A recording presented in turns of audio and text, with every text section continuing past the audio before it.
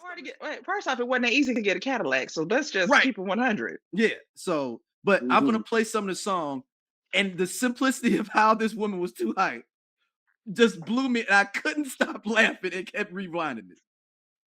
Let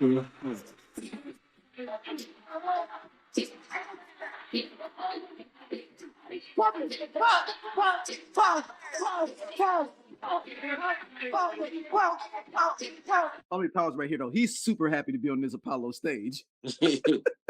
And that big man is dancing. Big men used to dance. Yeah, man. Shout Back out in to my Heavy day, D. man, he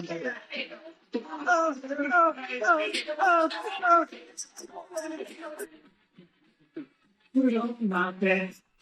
Can't believe that she said yes. And sleep and rest. This could be some of my happiness, but she's so fly, intelligent, and she don't get high. All right, she's intelligent and she don't get high. she's so fly. She's intelligent and she don't get high. That's it. I think Those I are the love it. parameters. And then, Dies.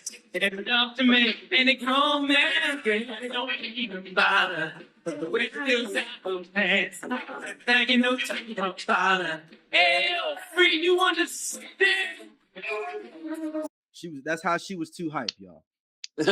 Fast forward. Size, intelligence, and don't get high. That's how much the crack era was hitting us in the 80s and 90s. That had to be prereq. Like, do you do crack? Hey, yo, but Okay, fast you halfway forward. there, sweetheart. Fast forward to the music now. Be like, hey, let's get high and let's have That's sex. the difference. That's basically the lyrics. That's the difference. And not high on weed, y'all. Right, Yeah, that's let's get really I high. had this conversation with somebody else about how initially it was hip hop was talking about what you saw on the street, right? You saw drugs and all of this stuff on the street, and you talked about that. Then it turned into now you may be the weed man, right? Maybe you are that crack dealer. Maybe you are your neighborhood crack dealer. Next thing you know, it turns into, well, okay, I'm not only selling it, I'm getting high for my own supply. And I said, we also doing the drugs as And well. I think it was Questlove. I'm gonna pull it up. He discusses where he breaks down every era of hip hop by what drugs people were using. Yep. But it was, as I pull it up, because I wish I would have thought about this. And could you tell me what era the coke was pure? It was. He said. I think he says the 80s, like early, like Early, that's what the coke was pure, Yeah. baby. Definitely the early 80s. The early 80s. It was Early pure. to mid 80s. It was pure, baby. Yeah, here we go.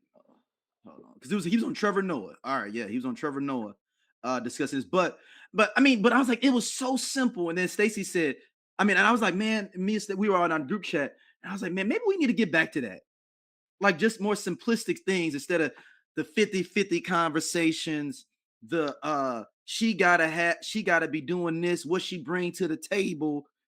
He gotta have a Bugatti by the time he's 24. High value. That's what I'm saying. Like when I told Daryl, I said that growing up as a 80s baby, 90s kid, the songs that I listened to, there's an idea in my brain of what relationships are supposed to look like, even as a kid, right? So even because I had little boys singing to me about walking me home from school and holding my hand or carrying my books. So you think to yourself, well, this is what you're getting. Those are all great things. This is what it's supposed to be. You get to high school, he want to slow dance with you. Right? And like, Where's Jackie? Right, saying like, where's Jackie and everything? Like she's playing hard to get. She just want to admit that she like me. She like me, you know. And but again, even with that, I don't think she can feel my crush on her, but I can feel a crush on. We had crushes. You had a crush on somebody. That's it. And even with the crush, he just was talking about like, I know you like me. So what you trying to get into? Say what you trying to get into. But then LL was more than a crush. Nigga started stalking her. But hey lover.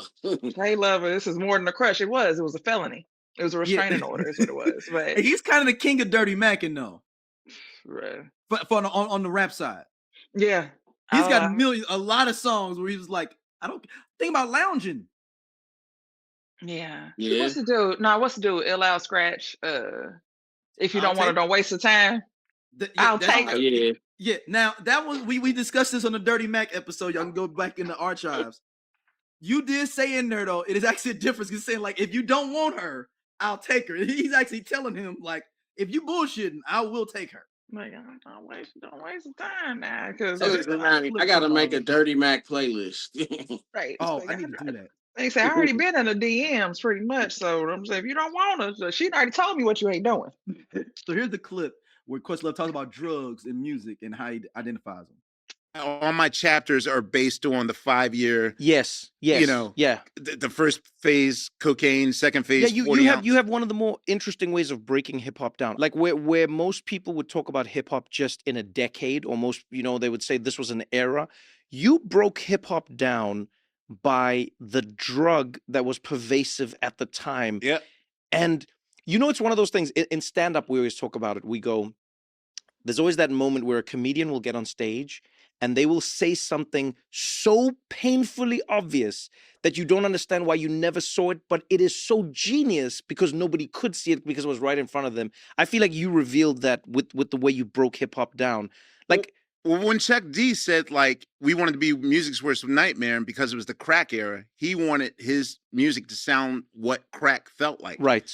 And then I realized, so when the Chronic came 5 years later, Dr. Dre slowed the music down, and that's the sound of weed. Yep. But then when the 97 Bad Boy era really started to kick in, that was the sexy, that's the ecstasy era. Mm-hmm. And then when the South first started coming in, that's the scissor era. Mm-hmm. And then of course with Molly, opioids, fentanyl, like we're going through each phase. Every 5 years, the drug of choice that we self-soothe on changes. That's how the music changes. Right. Like this is the numbing era. This is the era of no feelings. I don't want to feel. Numb. Damn. And some people are totally emo. So you either 12,000% emo or no feelings, which is why everyone sounds numb. Like that's why mumble culture doesn't make sense to my generation. Like I grew up in the crack era. Right, because it doesn't match up with what you experienced or how you were living that life. All right. See, that was interesting. Yeah, that makes so much sense. That's deep as fuck. Yeah. I gotta read that book. Yeah, that's what I'm saying. I was like, you done got me to sell. Yeah, I gotta read that. As soon as he mentioned the Chronic, it was like, oh damn. And then when he says like 97, the ecstasy era. Yeah, the sexy era. Like, damn. Like, think about that Ja Rule. Even it kind of spreads in that Ja Rule area, like that living it up and like Hoppy from like Jay-Z and like everything kind of went that disco samples. Yeah. It was kind of Studio 54 all over again. It was. It absolutely was. And then we get into the lean era. Mm-hmm. Shit balls. Damn it, Questlove. So the book is called Hip Hop is History. Yeah, I just finished the Music is History. I'm tripping. I need to go get on this. I just finished his other one, but he's just going over all music though. Music is History. Yeah, I'm about to grab this Hip Hop is History. Okay, all right. I'm gonna have to get this and pretend to read it. Just have it on your bookshelf. You have to have You have to have these books so that people see them and they be like, "Oh my God, she has so many books." And it's like, I do have so many books. And then, like, man, so you remember on page 50 where he talk about, and you just gonna look. And that's when you have to be like, "Are you sure it's page 50? Hold on, let me look." He's like, "Man, I listened to the audiobook." Let me check. Yeah, my house is full of leather-bound books. Smells of mahogany. That's what it is. Shout out to that though. So that's just one of those small little things that kind of tripped me out a little bit. All right, this next one is going to be an interesting one. It is up for a debate. So I saw this post and it says it's a murder scene and it's talking about everyone that has been murdered on their own track by somebody else in rap. And I thought it was interesting. Some of their this cool ass Scott from the I Love 90s Music Podcast. Hit that subscribe button right now. Like it on the SOLC Network. You finna get all the real deal on the 90s, the 2000s, and the splash of that 80s. Do it right now, man, and I'll be your friend.